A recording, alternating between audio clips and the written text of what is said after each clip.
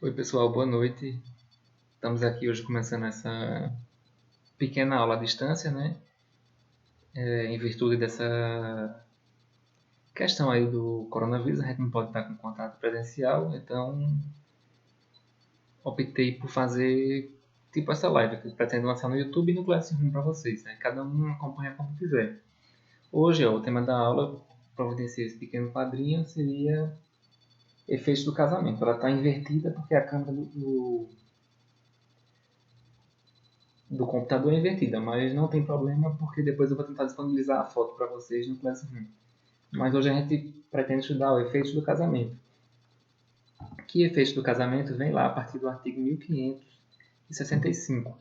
Então, a primeira coisa, quando a gente viu classificação de casamento, eu falei que muitos autores classificam como sendo negócio jurídico, muitos como ato jurídico voluntário.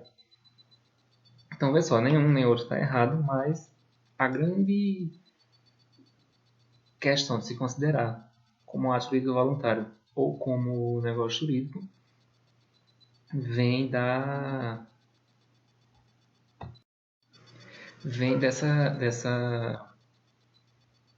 questão aí dos efeitos do casamento. Então, para o pessoal como o Pete Donizete, por exemplo, que classifica o casamento como ato jurídico, ele leva em consideração aquela questão da vontade humana. A gente viu quando estudou os atos jurídicos que eles podem ser atos fatos jurídicos onde a vontade não é considerada. Então, por exemplo, a chave de tesouro. Quem achar aquele tesouro vai ter que obrigatoriamente dividir com o dono da casa. Então, independentemente da sua vontade. Se você, por algum motivo, encontrou aquele tesouro, sua vontade será desconsiderada e a gente chama isso aí de ato fato jurídico. Então, a vontade não é considerada e o efeito já vem determinado na lei. O negócio jurídico, a gente viu com base no artigo 425 do Código Civil, que você pode fazer qualquer tipo de negócio jurídico. Então, você tem uma ampla liberdade de estipular, inclusive, contratos atípicos. E no casamento, a gente sabe que tem uma série de efeitos que são vinculados. Então, dessa vinculação de efeitos que surge essa divergência de classificação, para muitos autores considerarem como sendo um ato jurídico. Porque casou, você tem vontade. Pode casar, pode não casar, mas se casar, uma série de efeitos já decorrem desse ato, do ato jurídico solene. Então, a meu ver também, a melhor classificação para casamento seria de ato jurídico solene, e não de negócio jurídico. Mas não que esteja errado classificar o casamento como negócio jurídico, porque você pode, como a gente sabe, fazer um pacto antinupcial e criar algumas regras para o casamento, mas uma série de efeitos vêm tipificados em lei. Então, por exemplo, os 4 regimes, separação de bens, comunhão parcial de bens, comunhão universal, participação final nos aquestos, que a gente vai estudar mais para frente, você pode escolher algum deles. Mas você não pode mesclar, por exemplo, o regime patrimoniais. Você vai ter que se aderir a um deles. Então, por isso que também alguns autores chamam de contrato de adesão, porque você escolhe casar, mas tem uma série de efeitos que já são modulados, que você não pode fugir deles. Então, daí essa divergência de casamento como sendo negócio jurídico ou ato jurídico voluntário. Aí depende do autor que você procurar. Então, o primeiro efeito de negócio jurídico vem lá no artigo 1565. Aí, quem tiver aí com o Código Civil, artigo 1565. Bora dar uma lidazinha nele. Então, eficácia do casamento, capítulo 10 de Direito de Família, artigo 1565. Pelo casamento, homem e mulher assumem mutuamente a condição de consortes, companheiros e responsáveis pelos encargos da família. Ou seja, casou, a direção da entidade familiar vai competir. Então, isso é um dos direitos dos cônjuges. A direção da sociedade conjugal vai competir tanto ao marido quanto à mulher. No Código Civil de 1916, só a título de curiosidade, também vai estar aqui nesse resuminho que eu fiz para vocês. Então, no Código Civil 16, no artigo 233, quem dirigia a sociedade conjugal era o marido. Então, não havia essa duplicidade, essa divisão de poderes. Até porque a mulher, quando casava para o Código passado, ela perdia capacidade. Ela ficava na condição de relativamente incapaz. Então, ela tudo dependia de autorização do marido. Hoje, não. hoje é essa equiparação. E com relação a essa direção da sociedade conjugal, o artigo 1570, então quem puder coloca aí nele. Então, em havendo impossibilidade por algum motivo para o cônjuge exercer essa direção da sociedade conjugal. Vou tomar aqui minha aguinha. Então, quem puder aí, pega no artigo 1570. Se qualquer dos cônjuges estiver em lugar remoto ou não sabido, encarcerado por mais de 180 dias, interditado judicialmente ou privado episodicamente de consciência em virtude de enfermidade ou de acidente, o outro exercerá com exclusividade a direção da família, cabendo-lhe a administração dos bens.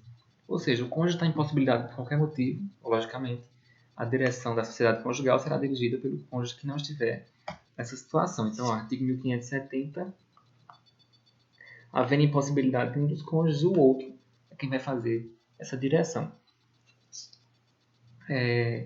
Outro direito advindo do casamento, o direito de acrescer o sobrenome do outro. Então, no Código passado, só era possível para a mulher fazer esse acréscimo. Hoje, tanto o homem quanto a mulher podem fazer esse acréscimo. E essa determinação vem no artigo 1565, parágrafo 1º. Qualquer dos nubentes, querendo, poderá acrescer ao seu sobrenome. Qualquer dos nubentes, querendo, poderá acrescer o sobrenome do outro. Então, é um direito. Você vai casar comigo, então meu nome é Romero Vieira Gonçalves. Você pode pegar o Gonçalves e acrescer no seu nome. E assim, com qualquer pessoa que você casar. Tanto o homem pode pegar da mulher como a mulher do homem. Lógico, para toda aquela problemática de atualizar documentos. Então, hoje em dia, pode ser que muita gente não queira mais esse tipo de obrigação. De direito, né? Que é um direito seu poder fazer. Esse acréscimo de nome. Sim, outra questão com relação a esse acréscimo de nome é que, após em havendo divórcio, que termina com o vínculo conjugal, então o divórcio mata, vamos dizer assim, de forma não científica, o divórcio mata o casamento, pode acontecer de você permanecer com o nome. Por exemplo, Teresa Collor, ela permanece até hoje com o sobrenome de seu ex-marido, Collor. Por quê? Porque ela ficou conhecida nacionalmente por aquele sobrenome. Então, em sendo assim, você ficando conhecido com um conhecimento notório de grande parte da sociedade por você com aquele sobrenome, você pode optar por manter. Então, também essa questão do nome pode ficar para além do casamento. Ou, em havendo divórcio, você pode optar também por tirar isso aí do seu nome. Então, são os dois direitos advindos do casamento, os dois direitos básicos. Direção da sociedade, que é um direito de ambos, tanto do marido como da mulher, e de modificar o nome. Também é um direito, mas que pode não ser exercido. É a faculdade para ambos os cônjuges. E o casamento, logicamente, impõe direitos, mas também vai impor deveres. Né? Quais são os deveres do casamento? Então, eu pus aqui no quadrozinho, no item 1.3, deveres. Cadê aqui deveres? Está lá no artigo 1566. Está ruim de ler porque a câmera é invertida, mas depois vocês pegam a foto para acompanhar, fica melhor. Então, artigo 1566 do Código Civil. São deveres de ambos os cônjuges. Fidelidade recíproca. Então, o Código veda e pune a questão da traição. Já foi até crime. Até há pouco tempo atrás, o adultério. Hoje não é mais crime, mas é sujeito de reparação civil. Então, reparação por dano moral. Vida em comum no domicílio conjugal. Mútua assistência. Sustento e guarda dos filhos e respeito e consideração mútuos. Então, de um por um. Fidelidade recíproca. Então, veda é um princípio e um artigo expresso do Código Civil que veda a traição, veda o adultério. Então, casou, uma série de efeitos decorrem do casamento. Daí que a gente considera, e eu acho a melhor posição, considerar o casamento como sendo ato jurídico e não negócio jurídico. Porque todos esses efeitos já vêm modulados a partir do momento que você diz o sim e se considera casada. Então, um tema bem interessante com relação à fidelidade, para quem quiser procurar, é a traição virtual hoje. E como é que os tribunais superiores vêm entendendo pela questão da traição virtual? Bem, se houver identificação, então, por exemplo, você está lá no Tinder, coloca sua foto, seu nome, mesmo que você não tenha contato físico, então, ó, mesmo que você não tenha tido contato físico, mas se houver identificação, está lá no Tinder com seu nome, sua foto, isso aí você tiver essa conversa com outra pessoa, mesmo que não haja um encontro físico, isso aí é considerado pelos tribunais como sendo traição. Agora, se você usa um nome de fantasia, não coloca foto sua, não se identifica, isso aí mesmo que sua esposa ou esposo pegue, logicamente ele vai ficar pé da vida, vai ficar com raiva, pode até dar um divórcio, mas para o judiciário, como regra, eu digo como regra porque a gente sabe que os julgados nem sempre são unânimes e são uníssonos, mas como regra o judiciário entende que se não há essa identificação, então se você não se identifica no chat, no aplicativo, isso aí não seria traição. Então, infidelidade virtual é um tema novo, é bom para quem queira fazer monografia, quem quer publicar algum artigo, é bem interessante. E com relação à indenização por danos morais, também há essa possibilidade. Agora, quem alega tem que provar. Então, se você está alegando que foi traído e com base nisso pede indenização por dano moral, você deve comprovar no trâmite do processo que realmente houve traição do seu esposo, da sua esposa. Então, fidelidade recíproca, o primeiro dever aí dos cônjuges. Segundo, vida comum no domicílio conjugal. Então, artigo 1566, inciso 2, vida comum no domicílio conjugal. Ou seja, muitos criticam essa disposição do Código, que diz que não é dever do ordenamento, do legislador, intervir na vida da forma como a gente vai viver. Então, como você e sua esposa, ou você e sua esposa vão querer viver. Então, assim, alguns doutrinadores falam que isso é mais no sentido de orientar. Então, deve morar. Agora, a gente sabe que hoje, na realidade, muitos casais optaram por morar em casas separadas. Isso aí não vai quebrar a caracterização de casamento. Então, o nosso ordenamento, evidentemente, o legislador é mais lento do que a evolução social. Então, hoje é comum casais morarem em residências diferentes.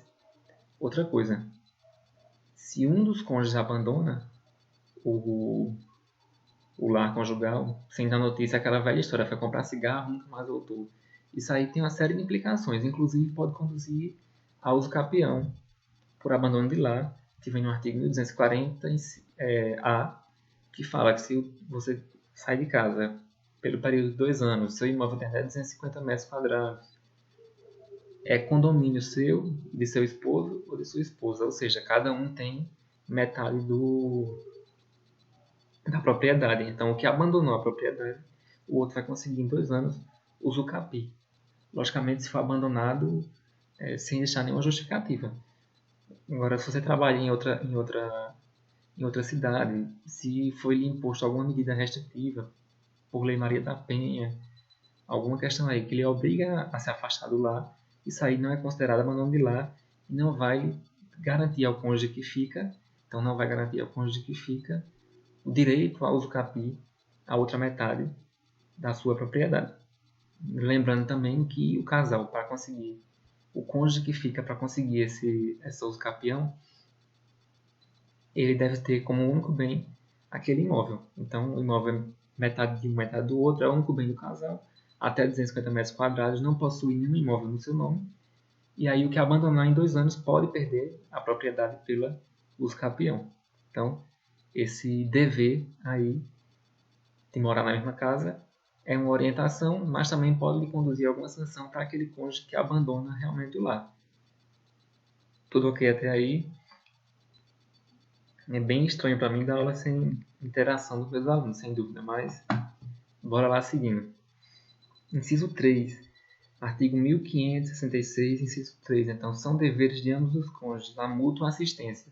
Então, logicamente, no casamento, na alegria, na tristeza, na saúde, na doença, na riqueza, na pobreza, enfim. Então, perdeu o emprego, passando por alguma situação difícil, teve uma redução de renda, ficou doente, o outro cônjuge, evidentemente, isso aqui nem precisaria estar no código, até porque está casado com uma pessoa que está fazendo questão de lhe dar um suporte no momento de dificuldade. Essa pessoa nem merece estar casada com você, não é verdade? Então, mas esse dever de mútua assistência também é previsto legalmente. Então, daí que surge também o direito de alimentos entre os cônjuges, que nós vamos ver mais para frente, nas próximas aulas. 1566, inciso 4. São deveres de ambos os cônjuges, sustento, guarda e educação dos filhos. Então, pagar colégio, pagar plano de saúde, independentemente do regime de casamento. É dever de ambos os pais. Então, mesmo que você seja casado de separação de bens, que é o regime que não há quase comunicação patrimonial entre os cônjuges. Também vamos estudar regime de bens na próxima aula. Então, isso aí é dever de ambos os cônjuges na proporção de seu quinhão. Então, se um ganha 10 mil reais, o outro só ganha 1.000, é lógico que o cônjuge que ganha 10 mil reais vai ter que arcar com mais despesas do que o que ganha 1.000 reais. E não se assustem não, muitas vezes essas discussões parecem bobas, mas muitas vezes recaem no judiciário. Bora ver aqui o último inciso, artigo 1566, inciso 5º. Então, são deveres de ambos os cônjuges, respeito e consideração mútuos. Esse aí você pode até achar que é a maior bobagem, que é só uma orientação, mas existe uma série de julgados reiterando essa imposição dessa norma. Então, se algum dos cônjuges trata com desrespeito ou sem consideração o seu esposo ou sua esposa, pode vir a sofrer uma sanção na esfera civil, que seria o quê? Uma indenização por dano moral. Então, tratar mal, isso aí não é direito de ninguém. Também ninguém deve se prender no casamento onde não haja respeito, né? Mas a gente sabe que, infelizmente, muitas vezes acontece. E aí pode conduzir a uma reparação civil. Eu trouxe até um julgado, deixa eu tentar achar aqui para vocês, que retrata bem essa situação. Deixa eu tentar aqui localizar, só um instante.